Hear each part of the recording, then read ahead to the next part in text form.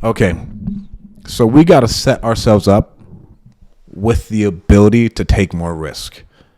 And I'll talk. This is one thing that I thought I did, and then everything fell out, but it changed the game for me. Let's tune in.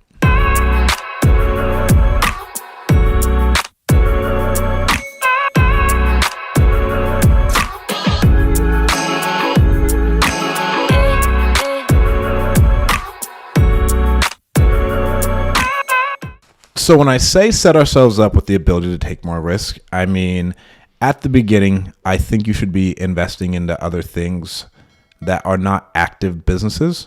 Like you're not starting another business, but you're investing into things that are going to cover your monthly expenses so you know you can go out and you can make really risky decisions because that's where you get the really big rewards. And the way I did this at the beginning is we went and bought 2 different e-commerce stores, and I went and bought 3 different rentals. And we had another one of our companies, and we did this all in a year to where what we were anticipating is the e-commerce stores were going to pay us $4,000 total, just to me, and then we had 2 other partners. And then I had our VA company that was going to pay me. At the beginning, we were only anticipating like $3,000 a month. That's a lot more than that now. And then I had my rentals that were going to shoot me off like $1,500. So what is that? 4, 3. So that's like $7,500. And I was like, okay, like, bro, if you can't live off of $7,500, you got something wrong. But that allowed me to go out and do really, really risky things. And just in our real estate business, it allowed me to like, okay, I've placed this money here. And now I can go and I can throw down on marketing. And I don't have to worry about anything else really coming up. I know my bills are paid. That is why I think you should do that and invest in cash flow. Because it goes, and you can take this a couple different ways, right? If you're really good at making money, maybe you just buy some things in cash, pay off your house. You know that fucking bill's covered. You throw enough in savings for a couple years worth of taxes and utilities. And like you have that much money, and then like, hey, everything goes wrong. I have fucking rice and beans and my house is paid off. Like I don't have shit to worry about.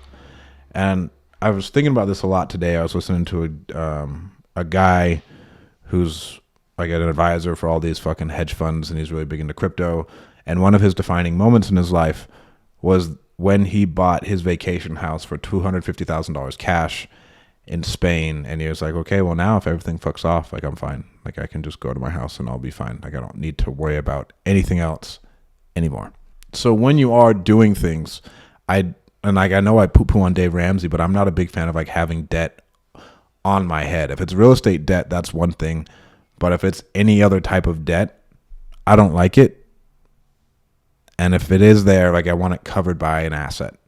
So like, let's say we buy a new car. I want that covered by whatever company or whatever income stream is coming in. Or like nothing should ever exceed that, just so I have peace of mind. So I can go out and like, hey, we do want to go spend $250,000 in masterminds this year. All right, sweet. We have the money coming in. We can empty out our account and we're good. Or I want to go bet on crypto and go play with some shit coins and NFTs. I don't need to worry about it because I know my family is taken care of. Those are the reasons why I think you need to set yourself up for success in that way. Because if we're not set up, and then it still creates a bunch of anxiety. And yes, you still have your skills that will always, always, always provide you money. And you can always like lean on different ways to make money. I like having not a safety net, right? Well, I guess it is a safety net. Like I created my own safety net of, all right, this money's coming in. We're good. And by the way, only one of our e-commerce stores is running. Our rentals went down. And then now at least we have our VA company that pays us, and we have our real estate side. But like, so those 2 passive investments went down in a period of time, right? I was not taking a check from Call Magicians because we were trying to grow it. Our rental portfolio went cash flow negative, and our e-commerce stores hit the fan. And so my entire safety net was no longer there.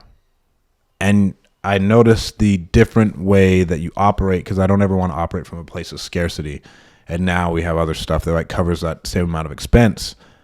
But still, I'm always looking after, I just want to stack those chips so I know I have X amount coming in. I'm not worried.